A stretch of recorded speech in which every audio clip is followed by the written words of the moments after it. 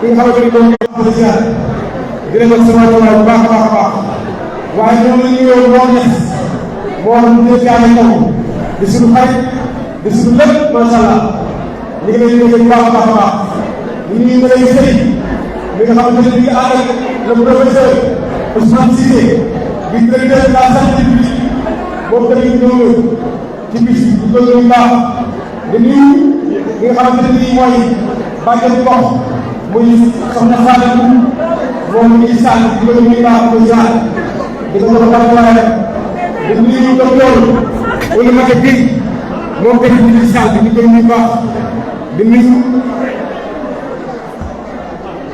di nuyu baax waa Pamecas ñu leen di nuyu Moustapha Niang vraiment taxawaay bi rafet na lool démb rek bi ñuy caravane ba egsi ci benn point lan ma doy li ma Pamecas war naa jël 500 millions def ko ci jigéenu département de Foundiougne muy demi milliard kon loolu jar naa wax ci saal bi macha allah kon waa Pamecas ñu leen di nuyu baax baax di leen jaar di leen ko seen wàccuwaay ak Doumbia moom itam ñu ngi fi ñoo koy nuyu baax ak Doumbia boobu day sant Doumbia moom tamit ñu ngi ci saal bi ñu koy nuyu baax di ko ziar di ko jox wàccuwaay bu baax a baax a baax noonu la ñu nuyoo di ko fari moom itam mi ngi ci saal bi ñu koy nuyu baax di ko ziar waaye Bira jërëjëf macha allah initiative bi jógee yow ak PDG Aliou Ndiaye mi nga xamante ni yéen ànd ak li nga xamante ni mooy le préfet du département am na léegi ñu taxawal lii muy forum bu jigéenu département bi kon ñu leen di jaajëfal bu baax a baax a baax kon ñu xaar li nga xamante ni mooy la première dame du Sénégal mooy madame Marième Faye mi ngi dugg ci salle bi mi ngi ci instant bi ñu koy xaar ak docteur Fatou Diouf ak ki nga xamante ni mooy ministre de la jeunesse et culture ñoom ñëpp ñu ngi ci incha allah kon délégation bi ñu ngi ñëw comme ni leen jaajëfal baax wax ni daal kenn ku ci dinañ fi dalal bu bari macha allah ñu nekk ci département bi ak ki nga xamante ni mooy monsieur le maire de la ville de Foundiougne muy Abdoulaye Timbo monsieur le maire Abdoulaye Timbo ku ne xam na ko ak jigéen ñi ku ne xam na ko ak jàppale jigéen ñi département de Foundiougne kon di koy nuyu baax di ko ziar di ko jox wàccuwaay bu baax a baax di nuyu aji ko bu baax di jàmbaar ko tax ñu ngi koy nuyu di nuyu Marie Diouf troisième adjoint au maire bu dalee woor ñu koy nuyu baax waaye di nuyu baax oui ki nga xamante ni mooy madame Thiam bu dëgg day nooyee fàttewul ko ñu ngi leen di nuyu ak jigéen ñi nga xamante ni ñoo nekk si salle bi macha allah vous êtes bien galal ñi nga xamante ni ñoo nekk si département bi mais il faut seulement Bira la Bira ngi ni Bira la ko ci coordinateur jaaree Diallo mooy conseil premier ministre bu Thiel moom tamit ñëw na ci jotaay bi di koy ñëw bu baax a baax a baax léegi tamit nee na ko liggéey waaye li tamit mooy adjoint au point Dramé pour ma première am bu koy Djili Cissé moom tamit ngi fi macha allah jërëjëf Fatou Ndiaye maa ngi leen di nuyu sama jigéen di nuyu bu baax buubu Dóor Ndiaye sànq rek moom la wax yow boo bëggee comme ay yéen njàpp ba léegi lan lay xoolee kon ñu leen di baax di ziar di sa wàllu baax a baax jërëjëf. il faut nga xaw a kii noonu. ah yow nag il faut nga xaw a mu ne ma xoolal boo joxee micro démarré sax bu ko joxat micro bi yow fu ko joxat.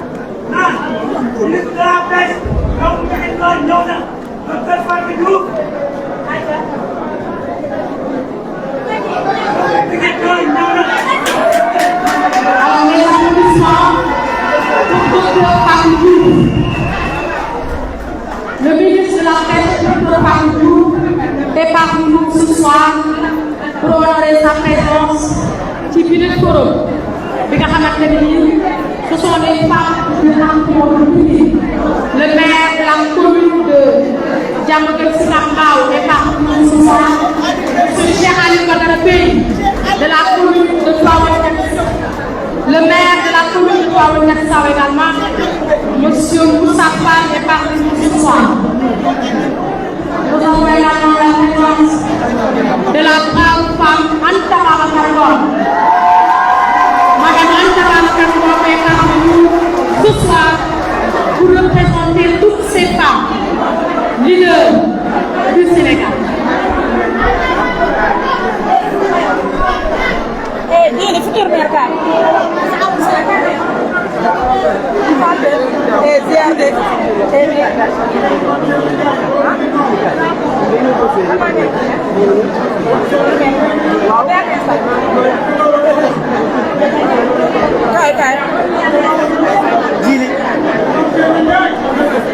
Alors, il faut que nous déglons.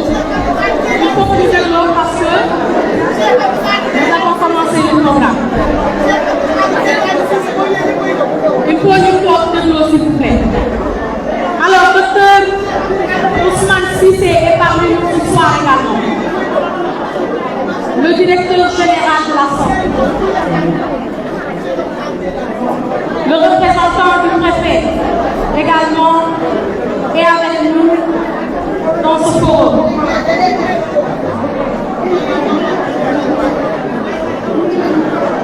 Alors, merci de nous donner vos places. Nous voulons venir à quel port, s'il vous plaît. Nous voulons venir à quel port pour nous commencer le programme.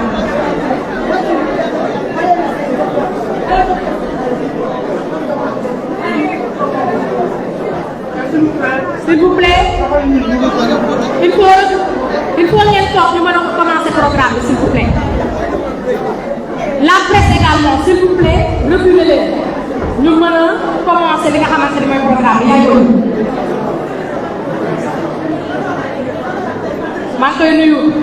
Mame Diarra Fam. Presse, s'il vous plaît. Presse, s'il vous plaît. Am na place ñu réservé pour yéen. S'il vous plaît. Presse bi dellu leen ginnaaw ñu mën a commencer liggéey bi, s'il vous plaît.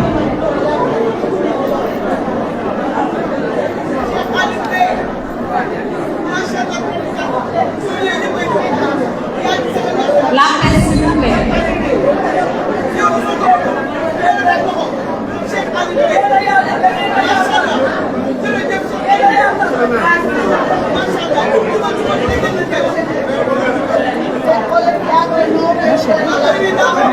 suñu benn partenaire mais président union des chambres de métiers du Sénégal président Issa Dièye ñëw na. D'accord mooy président union des chambres de métiers. mais programme wu ko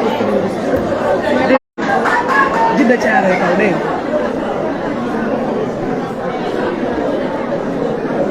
Merci la chargée de com.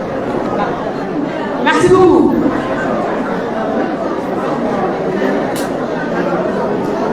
La presse, s'il vous plaît, reculez pour vous permettre de commencer.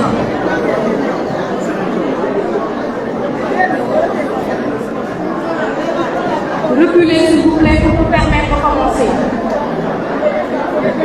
Yago.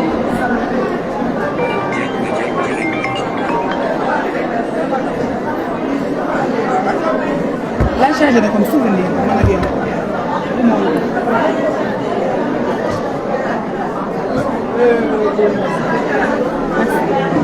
Merci. Nous devons, s'il vous plaît. Yago.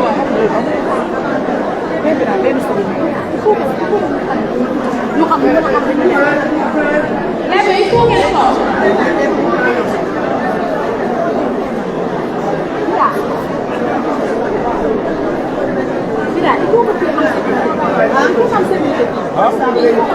Bonjour les maires. Toi qui es s'il vous plaît.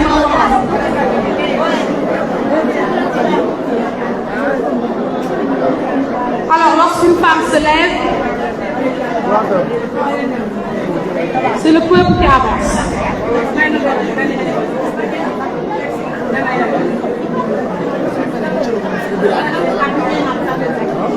Alors mesdames, messieurs,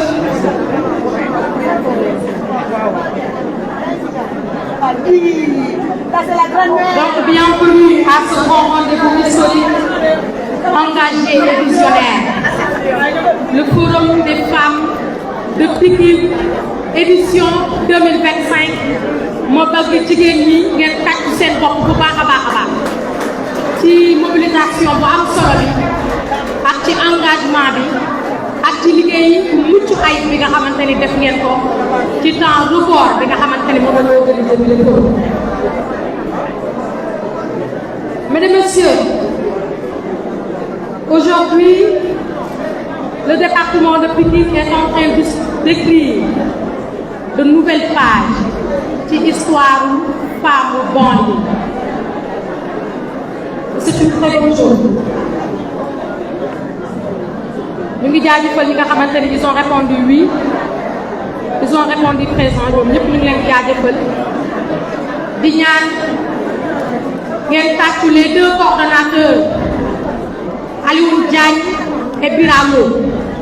Merci d'applaudir les deux coordonnateurs du forum des femmes de Pikine, M. Biralo et M. Alioune Diagne. Des applaudissements s'il vous plaît. ñu tàcc leen bu baax a baax ndax ñoom ñoo coordonné ñu lépp jërëjëf.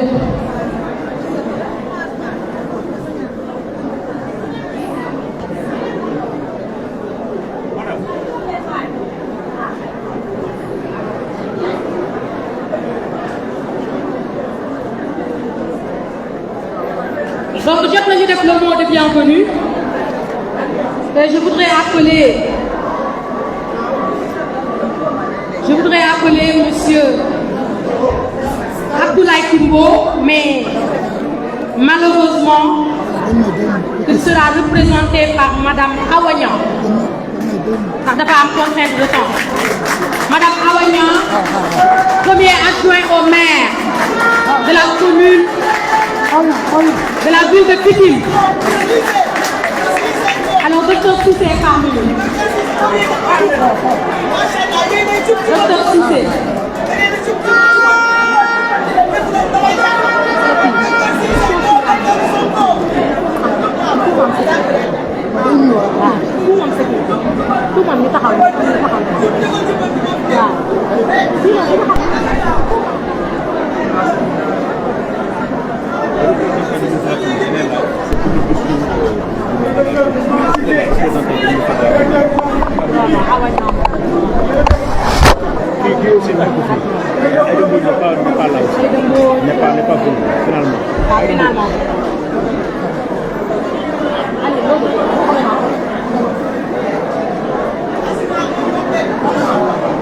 Alors, merci d'applaudir Madame Awa Niang, première adjointe au maire de la ville de Pikine, pour le mot de bienvenue. Madame Awa Niang. Madame Awa Niang, ak déglu s'il vous plaît. Ak déglu s'il vous plaît.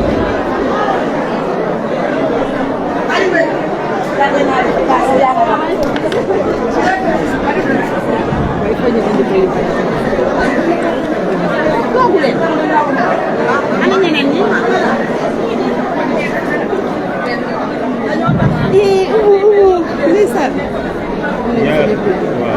Monsieur le directeur général de la santé moom la ñu kii ko monsieur le directeur général de la santé moom moo mujjee ñëw moo sol le marron oh là là foofu aussi dund ma ko woon.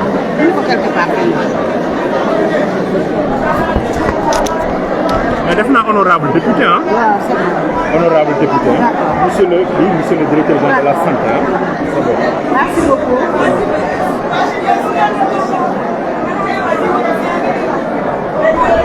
Madame la représentante de la première dame. Madame le ministre des Pêches, des infrastructures maritimes et portuaires. Honorable député, monsieur le sous-préfet, madame le sous-préfet de l'arrondissement de Dagoudane,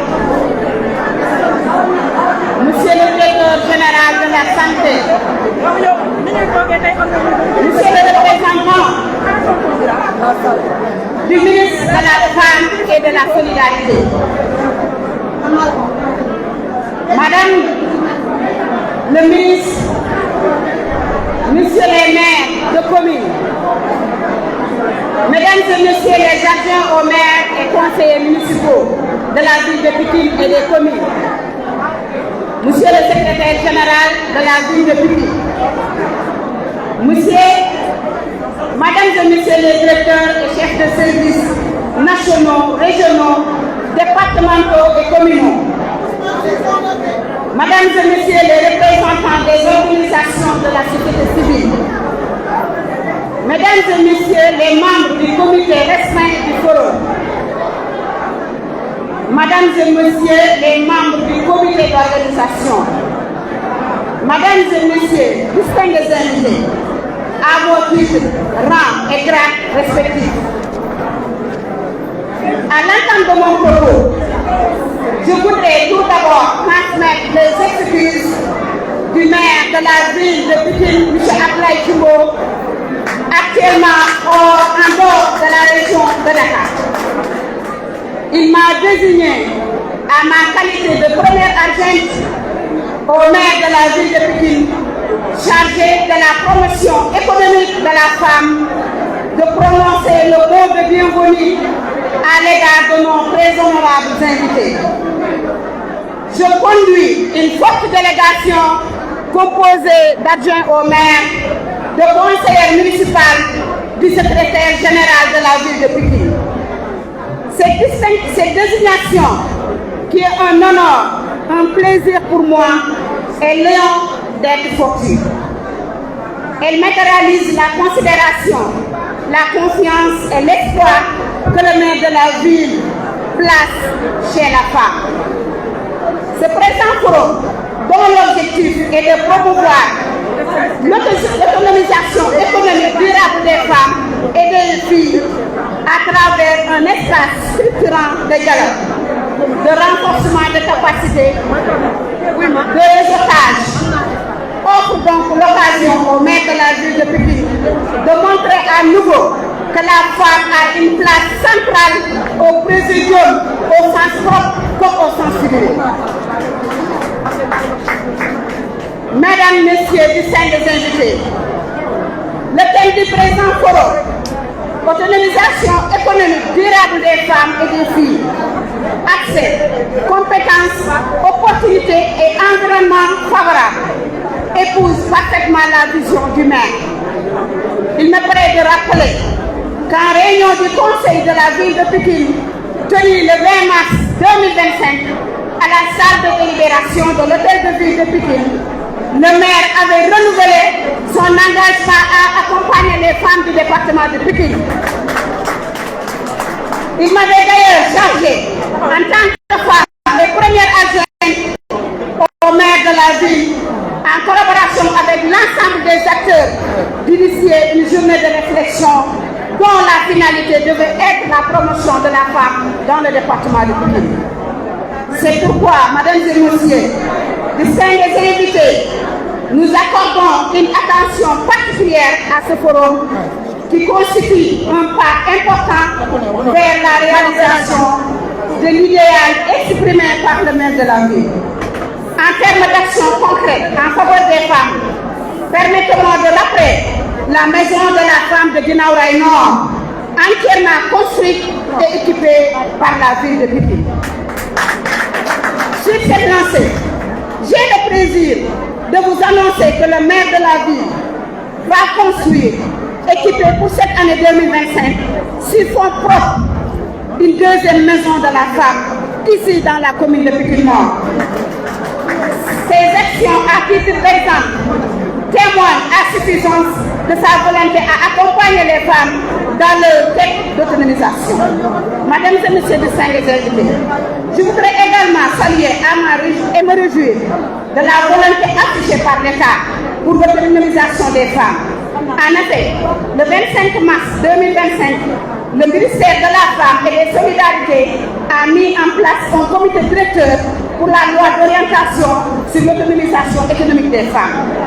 Cette loi, une fois votée et promulguée, va améliorer très sensiblement le cadre juridique et institutionnel de la promotion de la femme au Sénégal. Elle va ainsi offrir un environnement favorable permettant de faciliter l'accès aux ressources, le renforcement des compétences et le développement des opportunités pour partager le pertinent thème de ce forum. Mesdames et messieurs du Saint-Denis, il me semble utile de préciser que ce présent forum n'est pas une fin en soi, ni une action isolée. Elle s'inscrit dans un processus enclenché depuis longtemps par de braves femmes du département à qui je voudrais rendre hommage, un vibrant hommage. La finalisation du processus va dépendre de la contribution de tous les acteurs sans exception. Pour ce qui concerne la ville de Pikine, le maire compte y apporter sa pleine contribution. Dans cette perspective, je voudrais inviter les organisateurs du forum, en particulier le comité restreint, à bien vouloir mettre à la disposition de la ville de Pikine le rapport portant sur les conclusions du forum. À ces conclusions, nous serons certainement d'une grande utilité dans le cadre de l'exercice de la mission de la ville de Pikine, en termes de développement économique et social à l'échelle territoriale, conformément aux dispositions du Code général des collectivités territoriales qui guide notre action communale. À ma qualité de porteur de mission du maire sur la promotion économique de la femme, j'invite l'ensemble des conseillers de la ville de Pikine en particulier à s'approprier des conclusions du forum et apporter en retour leur contribution dans le projet de féminisation de la femme de Pikine. Avant de terminer, je voudrais remercier tous les participants, en particulier Madame la Première Dame, qui a bien voulu nous honorer de sa présence. Elle a envoyé, elle est représentée ici. Madame le ministre de la Pêche, Madame la directrice générale de la guerre, les honorables députés et maires, Madame le sous-préfet, ainsi que tous les partenaires et participants du forum. Je vous souhaite un bon forum et vous remercie de votre énorme attention. Merci beaucoup. Merci beaucoup. Un applaudissement pour Mme Aouénon. Elle représente M. Abdoulaye Timbo, maire de la ville de Pikine. Merci. Et nous rappelons que ce forum a été porté par A.D. Evans, de M. Ali Ndiaye. J'en viendrai. Alors nous passons à la brave dame, celle qui représente les femmes du département de Pikine, celle qui représente le forum du département de Pikine. Oh là là.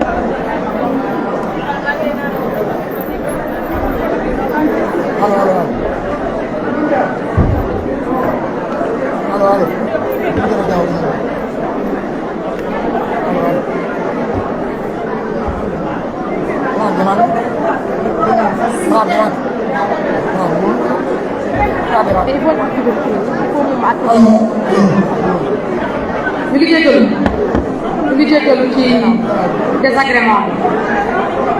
Donc dañuy enchaîner ak la représentante des femmes de Pikine.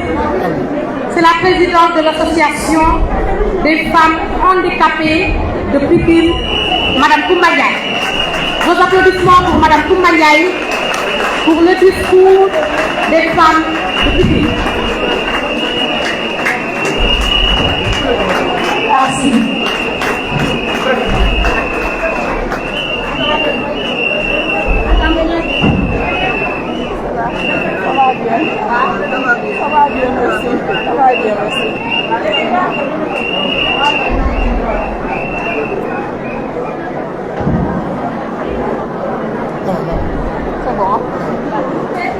A'udzu billahi minasyaitonir rajim.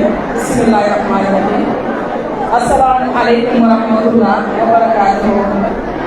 Maa ngi nuyu ñëpp ku ci nekk sa tur ak sa sant mais di jiital ci nuyoo bi le représentant du première dame du Sénégal mu ngi lay nuyu la def sa waat di jël suñu nuyoo aussi di ko teg sa loxo ak joxal ñu son excellence monsieur Bassirou Diomaye Diakhar Faye ñu joxal ma ko gouvernement bi yëpp di nuyu aussi le représentant du préfet du département de Pikine et sous-préfet mais di nuyu aussi le représentant du maire de la ville de Pikine monsieur Abdoulaye Timbo ñu koy nuyu mais di nuyu les ministres ici présents di leen jox seen wàccuwaay mais di nuyu le directeur de la santé aussi di ko jox wàccuwaay di nuyu les honorables ici présents mais di nuyu aussi les collectivités territoriales ici présentes leurs représentants di nuyu les femmes di nuyu comité consultatif mais di nuyu bépp organisation féminine les délégués de quartier les membres di nuyu ñëpp di leen jox seen wàccuwaay suñu limee di nuyu wala lu ñu mat mu nekk sax nag ci ñun parce que ñu toog ci cérémonie d'ouverture jigéen ñi ñu tànn seen kàddu jox ma ko man ci sama jëmm ju xeebu bii ñu ne ma yaay wax ci suñu tur sas la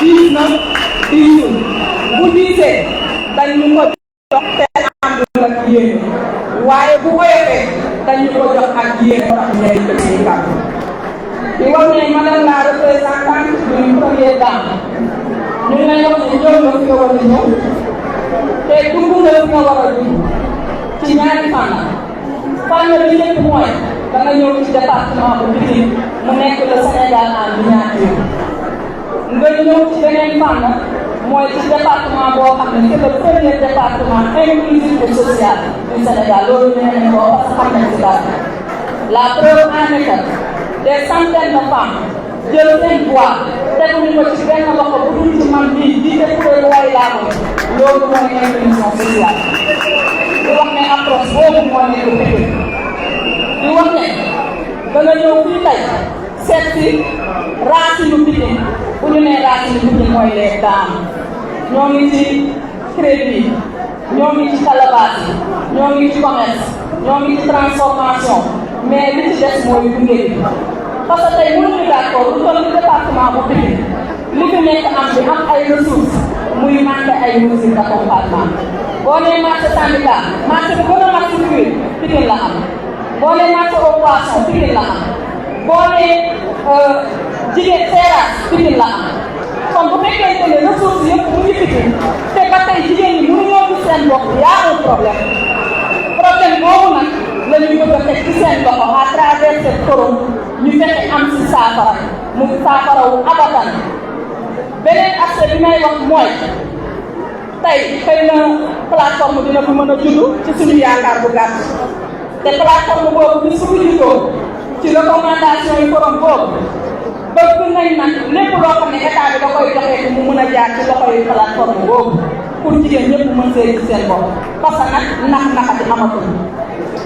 beneen aspect bi may wax mooy le représentant du premier dame dama lay yóbbante ci son excellence monsieur le Bassirou Diomaye Diakhar Faye di ko wax ni si Pikine dafa soxla un ministre bu jigéen boo xamante ne ci ñii lay génn soxla nañ ko la parce que nag ñu nekk ni il faut mu am boo xam ne moo koy wax les réalités qui se passent jox ko nopp bu baax ñuy dégg les recommandations ak jafe-jafe yi nga xam ne jigéen ñi ñu koy dund pour mu mën a jël ay solution lu gën a gaawee fii pour département bi ngeen baal ma nag parce que nag bu la fekkee or na ko gën a may toll dafa am ñaari mbir yu may ñaan may ma wax ko benn bi mooy dafa am ñaar ñoo xam ne bu ñuy bu ci tegaloo tànk dëgër suñu sol muy le PDG Ouz Diagne ak Birame ngeen tànk leen bu baax a baax parce que li ñu gisee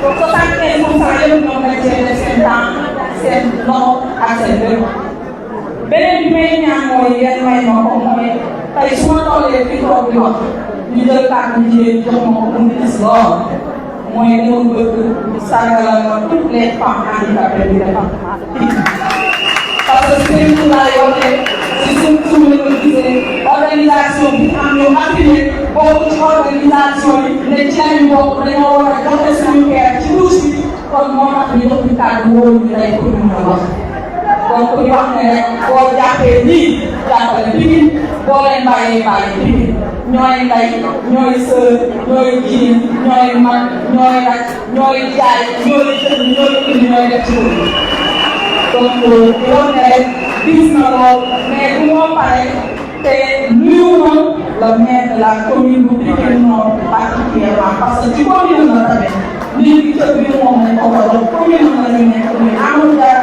ñu koy def ay waaye donc di nuyu ñëpp nag bàyyi ma kenn xel nag dafay fàtt ba di ko gis mun na am ma war a tudd kenn ci autorité yi toog tudd mu ko maa ngi jégalu ci loolu bu baax a baax di wax ne dama doon waxee rek ak yéene ndax bu ñu tànnee ne la waxal ñu ci suñu ko wax suñuy jafe-jafe dina xaw a diis loolu mais di wax ne rek jafe-jafe Pikine mi ngi fi premier temps comme yaa ko représenté te ku ñu wut yàlla boo gisee yonante bi waxal sa soxla tax mu soxla kon wax nañ la suñu soxla plateforme bi la fi dugg te bu ñu doon dañoo soxla ay accompagnement yu bare ci technique financière formation et tout donc ñu ngi baalu ñëpp di wax ne kàddu yi ñu si jub rek ñu xam ne suñu borom la soob waaye bu ci lekk dëngee ñu xam ne jàmbur benn bii moo doon wax te porte kàddu yi doomu aadama yi toll ni dafay xaw a diis loolu. merci ñu baal ñu ànd ak salaamaaleykum.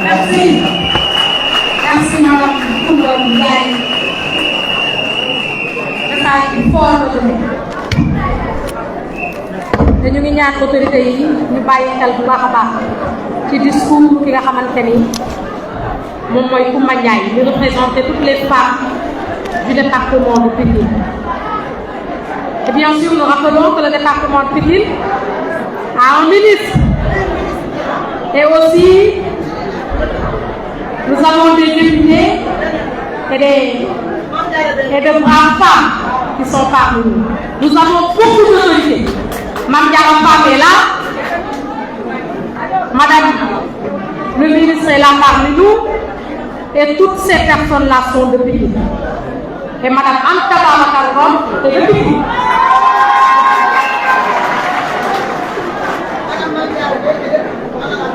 Merci. Alors, on appelle Madame Fatou Kiné Sow pour l'hymne des femmes de Pikine. Madame Fatou Kiné Sow. Fatou Kiné Sow.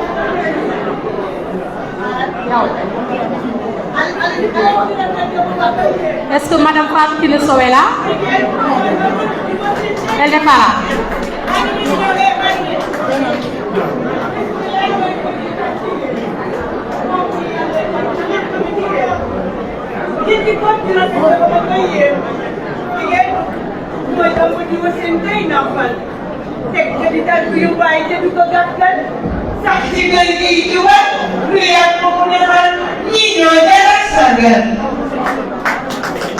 Femme de Pikine, lumière des quartiers. Femme de Pikine, oh femme de Pikine, vous marchez bien, droit dans la poussière.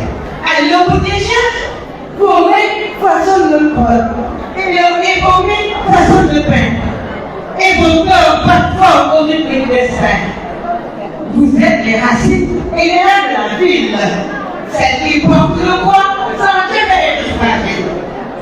Marchande, debout, face au vent du matin, mère, debout, face au vent quotidien. Vous êtes patience, vous êtes dignité. Face de Pikine, reine de l'ange. Vous bâtissez sans plus, mais rien de Ticon. Vous poussez des rêves dans le but d'obtenir et semez l'espoir là où tout semble fini. Vous êtes la force, comme ne dit pas assez, le cœur du foyer, l'armée qui venait. À vous par le village et le foi. Aujourd'hui, nous vous regardons avec respect. Aujourd'hui, nous vous honorons sans détour. Et donc, oui, mais toujours, encore et encore, invisible, silencieuse. Par le Pikine, respect, fierté, dignité. Vous êtes le souffle, la mémoire et l'avenir. Femme de Pikine, lumière des classes. Merci beaucoup. Merci. Merci à vous. C'était l'hymne des femmes de Pikine. Merci Fatou Kiné Sow. Alors, on appelle Monsieur Biralo et Monsieur Aline Diagne et nous appelons Monsieur Niang, président du conseil d'administration de la Banque Pamecas pour la signature de partenariat entre le Forum des femmes de Pikine et Pamecas. Monsieur Niang, vous avez 2 minutes. C'est bon.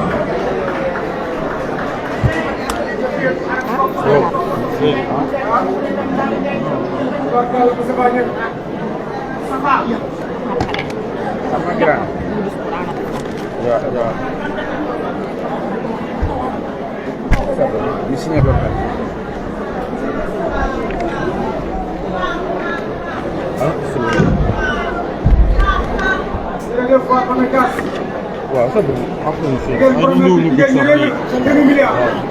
sax ñu expliquer enveloppe. asalaamaaleykum borom ñu ngi leen di nuyu di leen ziar di wax ci turu Pamecas di wax rek ne protocole bi ñuy signé depuis 6 mois ki nga xam ne mooy Aliou Diagne ak Biralo ñu ngi ci liggéey mu ànd ci nag ak suñuy jigéen ñoo xam ne ñoom ñooy président du conseil d'administration bu Pikine muy Layla ak Ndeye Fatou Ndiaye ak Layla Ndiaye bu nekk xam nga leen. donc man dama ñëw rek en tant que président conseil d'administration national pour lii nga xam ne ñoom dox nañ ko boobu ba léegi ma yeggali ko ma leen di annoncé di commencer par nuyu autorité yi fi nekk madame la ministre di wax honorable député ak autorité yi fi nekk yëpp. PAMECAS institution la boo xam ne dafay def 130 milliards lay lebale par at donc chaque weer dinañ lebale 12 milliards moo tax ginnaaw bi ñu remercier représentant première dame ñu ngi dalal xelam di ko wan ne forum bii nga xam ne tey ñii ñoo ko defuñu ko rek pour def ko tey ñu jeex. Nous avons décidé de travailler avec eux ensemble comme on le fait dans la sous-région. Donc, am na léegi sax fi annoncé 500 millions ne dinañ ko joxe effectivement c'est pour les 5 mois. Donc 2025 nga xam ne dem na ba jeex nous avons décidé de financer à hauteur de 500 millions de francs avec le forum des femmes du département de Pikine. Mais nous n'allons pas s'arrêter à si bon chemin ndax xam nañ ne Pikine ni mu toll ci jigéen 500 millions du fi dara. Nous avons ouvert une ligne de crédit de 2 milliards monsieur Aliou Diagne. Nous avons ouvert une ligne de crédit de 2 milliards yoo xam ne ci 3 ans yi dinañ ko financer te 500 millions yi ñuy njëkk a joxe bu fekkee ne fay ngeen bu soobee yàlla du am benn problème. moo tax ñu ñëw pour signer ko on a ouvert une ligne de crédit de 2 milliards mais on a décidé de financer en 2025 sur les 5 mois dañu décider pour financer 5 millions. Vous allez vivre avec le PAMECAS va vivre avec vous. Nous sommes parmi vous. PAMECAS yéen a ko moom jigéen ñi ñoo ko moom ñoo ko créé ñoo ko defar donc nous allons décider de vivre avec vous. Quand il fait bien, comme aussi vous avez malheur, nous avons décidé de compatir avec vous. C'est pourquoi on est prêt à mettre 500 millions de dollars. Si vous avez fait vous rapprochez-vous des organisateurs, vous n'êtes pas dans le petit département de Diallo, vous allez accompagner au plus proche. Nous remercions M. Aliou Diagne, nous remercions M. Biralo, nous remercions aussi loxo ak suñuy ndeyjoor di remercier le maire monsieur Salif Bey di remercier Aliou Bey di remercier ñëpp di leen wax ni le PAMECAS est à vos côtés. Nous sommes prêts à faire autant d'efforts que le président de la République, y compris le premier ministre, est en train de faire pour le peuple. Nous connaissons notre mission. Notre mission, c'est de lutter contre la pauvreté. C'est d'améliorer les conditions des femmes et des concitoyens. C'est pourquoi on est autant prêt à faire autant de possibilités et de sacrifices pour qu'enfin ce pays demeure un pays fort économiquement, afin que les femmes restent dans tout le pays. Merci. Merci monsieur. Et nous donnons monsieur Aliou Diagne pour la signature.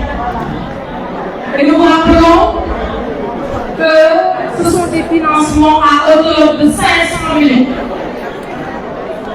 500 millions. Voilà, et nous avons la signature de M. Niang, président du conseil d'administration de PAMECAS, et la signature de M. Aliou Diagne, coordonnateur du Forum des femmes de Pikine. Des applaudissements pour PAMECAS. C'est pas facile.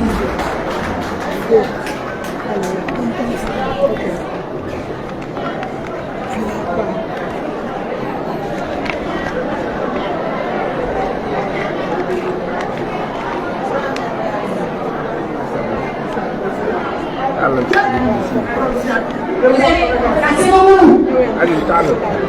Merci. Nous avons maintenant le plaisir d'accueillir l'honorable député, M. Babacar Diagne. Il est là parmi nous ce soir. Allô? C'est bon. La photo de famille. La photo de famille.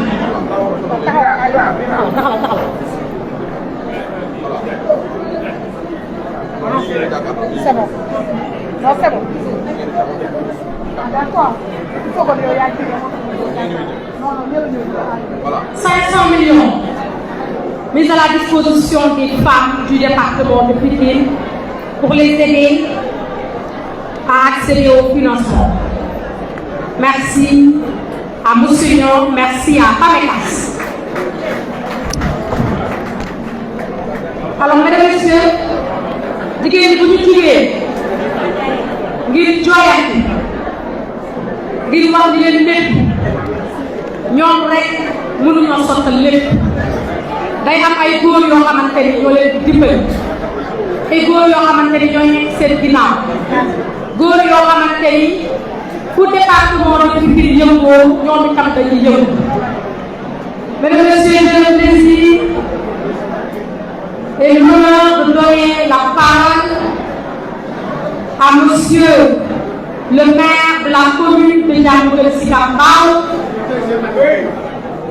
J'ai le plaisir de donner la parole au parrain de cet événement, le Forum des femmes de Pikine, édition 2025.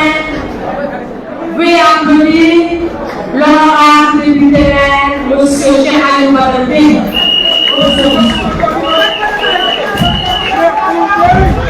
Des applaudissements.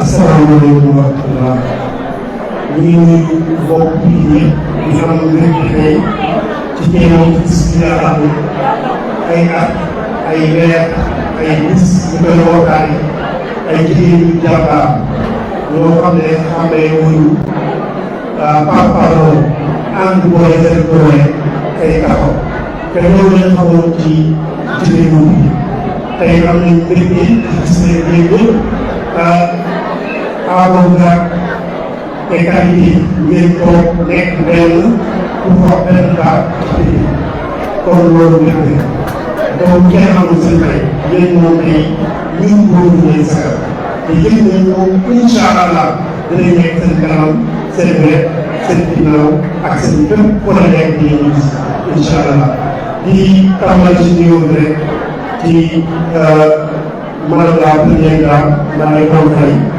ñu représenté ici di teg sama sœur la ministre de la pêche Fatou Diouf mu teew fii si biir ñu xam nañ sacrifice yi mu def xam nañ fu mu nekkoon pour mu egsi la famille bu def école yi yëpp ay aéroport la jógee egsi fii pour yéen jéeg yi boo koy bàyyi ñu ko wax bu baax a baax ci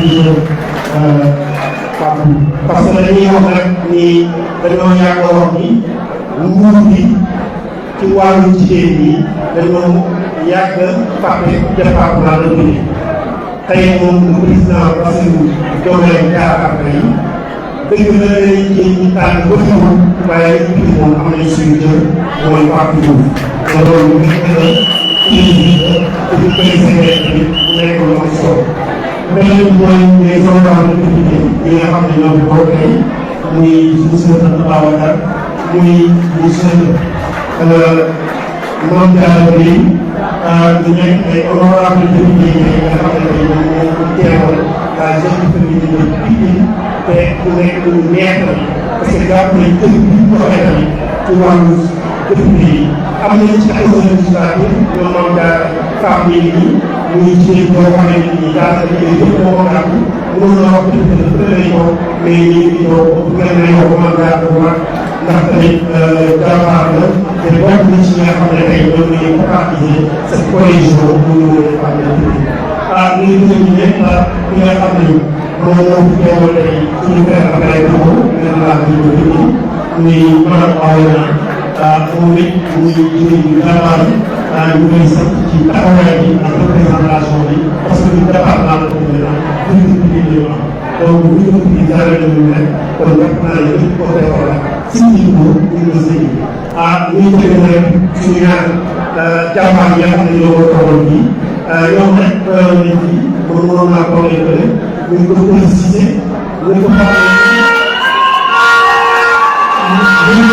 ne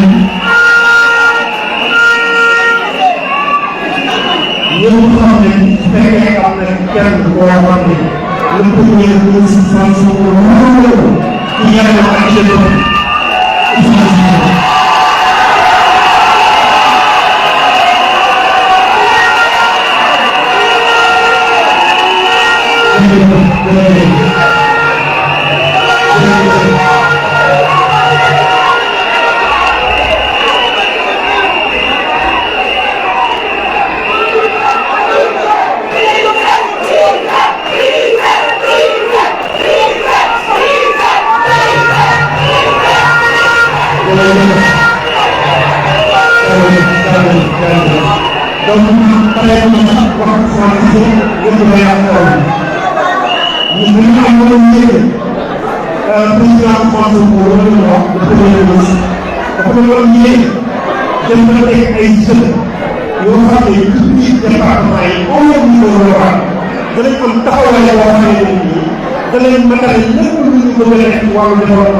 parce que bu ñuy wax ne dañoo gëm décentralisation dañoo gëm pôle territoire dañoo gëm ay acteurs territoriaux ak doole te ñëpp xam nañ ni moom tey projet bi bu soobee ba ñu toog fii ba ñu doon solo ñu nekk ko trop moom la ñu doon nekk ko président taxaw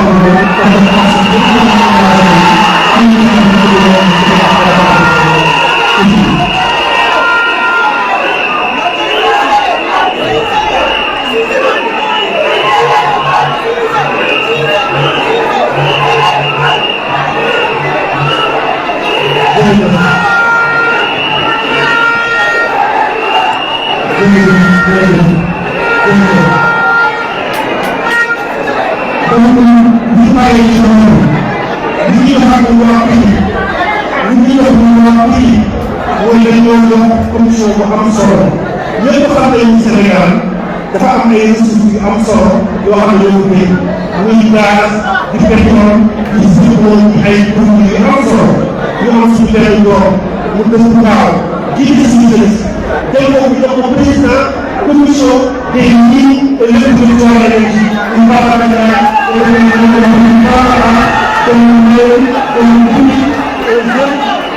une très engagé et déterminé au très dans le secteur. Kon ñun jàpp nañu président de Mali ñu seen bopp chaque jour ñu mel ni ñun suñu ñàkk sant la yéen ñi nga xam ne yéen a tax léegi man ñi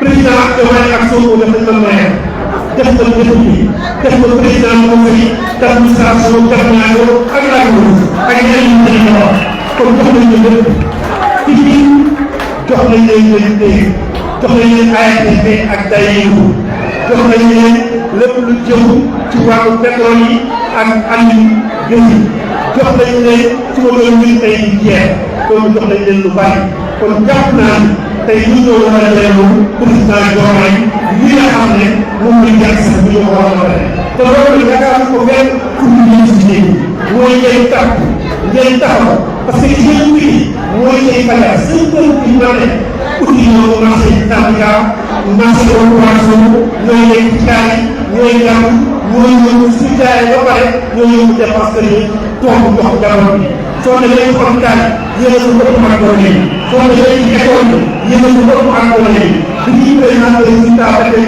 ak bal yi yéen a nekkoon ak xale yi di doole ànd ak ñoom comme ñeen ngeen amul seen fay yéen a ngi ñu jàmbaar yéen kenn jàllale wu ne ngeen ñu jàll amul benn ñu jàll parce que am nañu benn privilège lépp da ngay soññoo te da ngeen a xeex ngeen am na tous les cas toutes les femmes cadres ñu ngi ci ci te loolu jàpp naa ni yaakaar bi am si ñi yaakaar bi président yi ñoo lay yaakaar tey am ci yéen mooy ngeen nekk benn ngeen parte ñëpp luñ parparloo ngeen am incha allah boo leen defoo si jubal bi Sénégal def ci yaram jërëjëf merci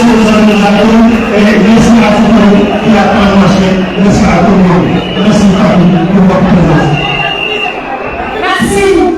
Et encore des applaudissements pour cher Alain Kabadé, le maire de la commune de Diambouri Sicap Mbao. Ce message est très fort. Pikine jox nañ leen lépp am ngeen ay autorité am ngeen jigéen yu mën ko kon li ci des nag mooy liggéey ak gëm ko. Alors on va appeler la structure CEPFOM pour la signature de partenariat entre le Forum des femmes de Pikine et CEPFOM, M. Diallo et M. Alioune Diagne, pour la signature s'il vous plaît. La structure CEPFOM. Venez. CEPFOM. M. Diallo et M. Alioune Diagne sont deux.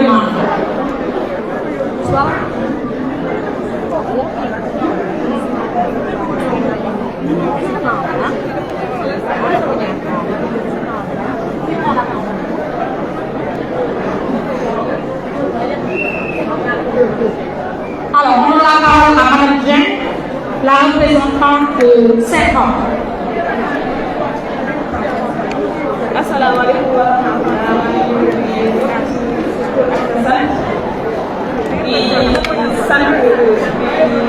kontaan ci invitation bi ak partenariat bi seen ko am ak waa forum bi ak jigéenu Pikine yi man nag je suis là en qualité de représentatrice de Sofom biotechnologie. Je suis manager à Sofom Keur Massar. Sofom biotechnologie benn entreprise la boo xamante ne entreprise chinoise la buy yëngu ci wàllu vente et commercialisation de compléments alimentaires. Vente complément alimentaire ñu ànd ci ak ay commerciaux yoo xamante ni ay góor lañ ak ay jigéen yu am jom ay ndaw lañ yoo xamante ne dañoo jóg pour liggéey pour dimbali seen bopp dimbali seen ay waajur dimbali ñëpp ñoo xamante ne moo leen tax ci ñoom kon bu ñu ñëwee nekk en partenariat avec le forum de Pikine wax dëgg yàlla tawfeex la sant la l'entreprise Sofom pare na pour àndandoo jigéenu Sénégal yëpp pour mën leen a jàppale mën leen a taxawu ci lépp rek loo xamante ne ñoo koy doxal ndax jigéenu Sénégal ay jàmbaar lañ loolu ñëpp xam nañ ko donc pour bañ a guddal rek vive Sofom vive les femmes et vive le Sénégal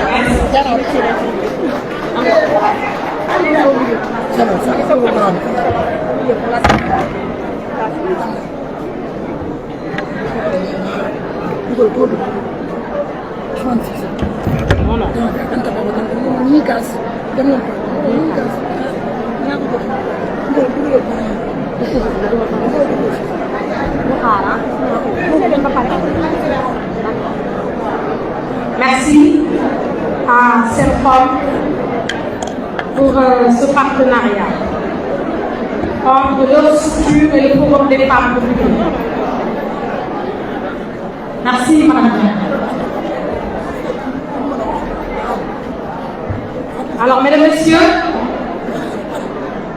parmi nous ce soir, nous avons le parrain de cet événement du Forum des femmes de Pikine. Il est le directeur général de la santé. Mesdames et messieurs, c'est l'initiateur de télémédecine. Et nous avons le privilège de donner la parole au parrain, Dr Ousmane Cissé. Dr Ousmane Cissé.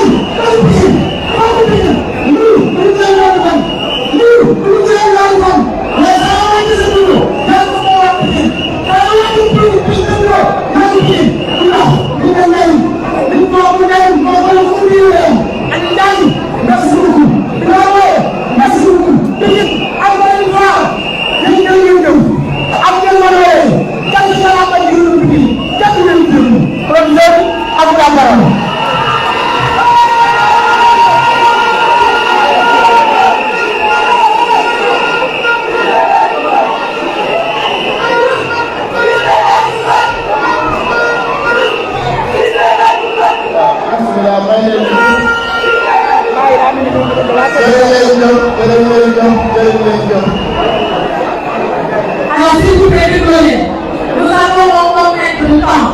S'il vous plaît. Nous l'avons, s'il vous plaît. Monsieur Sissam. Assalamualaikum warahmatullahi wabarakatuh.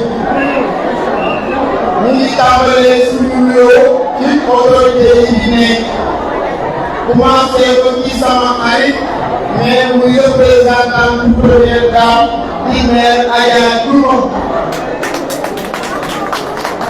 maak moom bi ñu xamante yàgg na yàlla def mu bokk moo kat nekk ci sama commissariat di ko liggéey bu am solo ma ko ci remercier bi mu toll. su ma paree ci moom di nuyu sama grande sœur li tax ma ni sama grande sœur la ba ma nekkee xale ak léegi musuma dugg seen kër balaa tax añee muy madame le ministre Fatou Kiné Diouf rakam baale doom maa moom ñoo bokkoon lal bu ñuy fanaan université mais aussi beneen rakam bu tudd Moustapha man maa tax mu def médecine ba heure bi interne la en ophtalmologie ma ci kontaan su ma paree ci moom damay nuyu sunu député yi ci nekk commencé ko ci coordonnateur bi départemental bi muy Cheikh Aliou Bey teg ci ki mu tegal muy Babacar Ndiaye teg ci honorable député bu Mame Diarra bu ginnaaw lay non di nuyu honorable député Anta Babacar Ngom di nuyu aussi représentant bu monsieur le maire Abdoulaye Timbo damay commencé wax ni contentement laa am bu bari taxaw ci seen kanam occasion bu forum bii ñu nekk nga xamante ni ci département public la femmes yi nekk ci département bi ñoo ko taxawal muy initiative bu ñuy saluer initiative bu ñuy encourager ndaxte initiative bi ci li muy dox ci la Bassirou Diomaye Diakhar Faye suñu président bi dox initiative bi ci li muy dox ci la suñu premier ministre Ousmane Sonko di dox initiative bi li muy dox weesuwul développement unité dafay am ak ñette du ñu kóolóobu am di fekkee def ñu bare fierté lañ am ak humilité dans la mesure où fii la juddoo fii la yaroo fii la màggee bu ñu demee ba suñu dëkkaloo def ñu bare dañu ciy kontaan di ko partagé képp ku dëkk Pikine Nord mais aussi di ko partagé képp ku dëkk Pikine mbokk yi Pikine ku ne xam ne ni dëkk bu mag la te di màgg ku ne xam ne ni Carrefour la mais aussi xam ne ni modèle de progrès la modèle d'avancement la parce que ñun ñu ngi juddoo yaroo màggee fekkee Pikine lu dem fekkee tey xam ni avancement am na mais lu bari des na te incha allah dinañ ci egg parce que vision du président tey leer na te leer na ni avant ñuy yegg 2050 bi mu wax sax Pikine dina egg bu sore ci développement.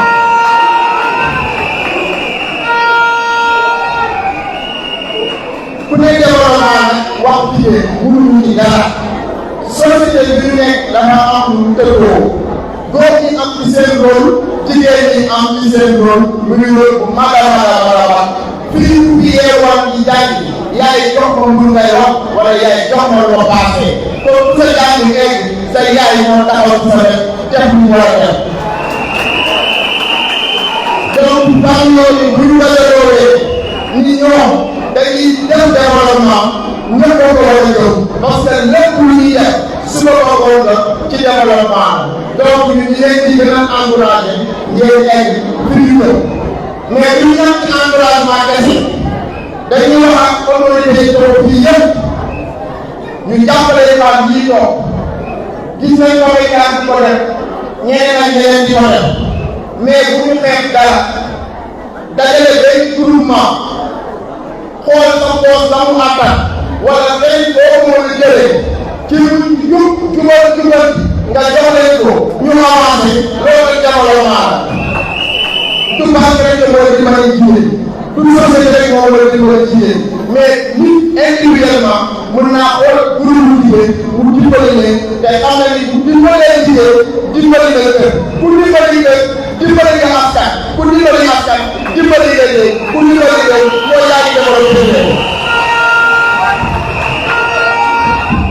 jigéen ñooñu nag laay mujjee waxal di leen wax di ngeen teg seen tànk foofu la autorité yi incha allah dinañ leen jàppale donc avancé leen te bu leen am loo leen ragal mais avancé leen ci détermination bi ngeen xamee ci fulla bi ngeen xamee ci fayda bi ngeen xamee ak ci jom bi ngeen xamee loolu mooy tax Sénégal développé loolu mooy tax Pikine développé loolu mooy tax Bassirou Diomaye Diakhar Faye ak Ousmane Sonko li muy Sénégal yi mu mën a am donc foofu nag laay daanele mooy Bassirou Diomaye Diakhar Faye suñu président ak Ousmane Sonko agenda bi ñu def lan moo ci seen wàll yéen jigéen ñi ngeen am ci wàllu mbéy sax ku ne xam na ni Bassirou Diomaye Faye dafa ñëw ambition vision bi ñu transformé ko en livre agenda de transformation systémique Sénégal 2050 mu am ay axes yu bëri ñu ne comme que loolu 25 ans la dañ ciy jur fukki at yu njëkk yi ñu tuddee ko master plan bi ngeen di dégg document boobu la Ousmane Sonko di wax ni que buñ ko appliqué rek Sénégal développé kon moo tax ma ne leen sax jarul ñuy egg 2050 mais 2034 bii rek Ousmane Sonko gëm nañ ko master plan bi eggee développement dina ñëw master plan bi ñu beneen document ñu war koo appliqué nag ci nguuru Bassirou Diomaye Diakhar Faye bu dëkk bii mooy stratégie nationale de développement qui est quinquennale document yooyu yëpp lan moo ci seen wàllu moo di axe 2 dañu ni capital humain de qualité et équité sociale foofu nañ leen di parce que bu ñuy capital humain de qualité nit ñëpp la dañoo wax nit ñëpp am wér-gu-yaram nit ñëpp dund ci environnement bu baax nit ñëpp am ci lu ñu jàpp nit ñëpp am santé kon loolu mooy tax ñu ne capital humain de qualité mais lan mooy équité bokkul ak égalité équité mooy fexe ba couche yi nga xamante ni dañ leen a xawoon a développé lu ci mel ni ñu am way laago lu ci mel ni jigéen ñi ñu fexe ba ñu tolloo leen yokkal leen ñi ngay defal par rapport ak ñeneen ñi pour que ñoom seen développement gën a mën a ñoom tey ci détermination bi leen ci liggéey bu ñu ci yokkee équité gëm naa ni waxu war a baaxul fii mais baaxul Sénégal yëpp ñoom lay doxee développement maa ngi daaneel nag di remercier samay mbokku man samay mbokku su ma ko waxee mooy di ma bokkal parti commencé ko ci ñaari section yi ma bokk muy section communale Pastef Pikine Nord képp ku ci bokk maa ngi lay nuyu di la ziar maa ngi nuyu section départementale bi képp ku ci bokk maa ngi lay nuyu di la ziar ci beneen nuyoo yi nga xam ne dama ne dañ maa xool ba ma tëjee ñu ne ma yaa ngi koy tuddee seen bopp les amis du professeur Cissé man lay nuyu.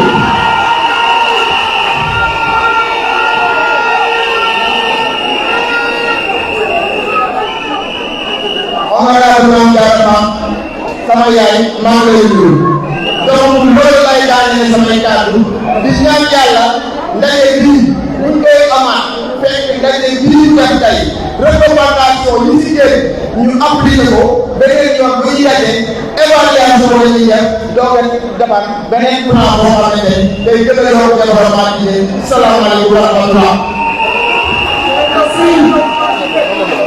Merci beaucoup, docteur Ousmane Cissé, le parrain de cet événement. Merci.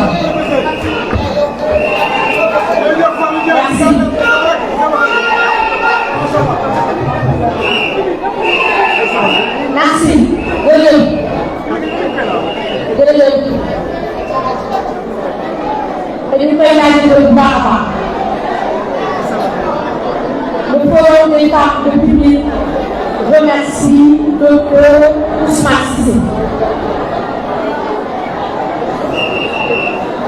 Merci. Alors, mesdames et messieurs, alors parmi nous, nous avons également la marraine de ce forum. 2009, le nouveau sédiment. 2016, nous donne la directrice générale de sédiment. C'est la marraine de ce forum des femmes de Pikine. Elle est classée parmi les 50 femmes les plus influentes de la vie. Et j'ai le plaisir de donner la parole à l'honorable députée, Madame Ankara Watamba, de l'alternance générationnelle. Ankara Watamba, marraine de son forum.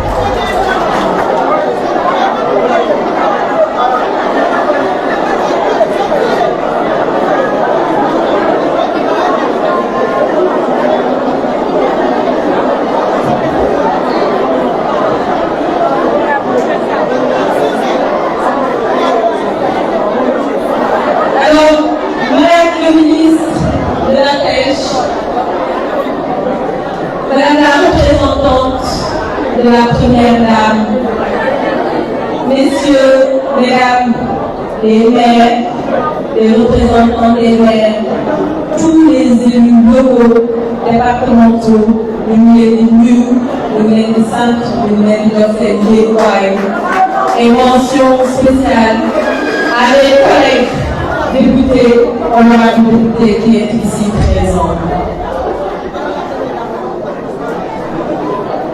Je voudrais d'abord exprimer toute ma gratitude pour l'honneur qui m'est fait d'être désignée marraine de ce forum. Ce choix me touche, d'autant qu'il me ramène ici, à Pikine, là où tout a commencé pour moi.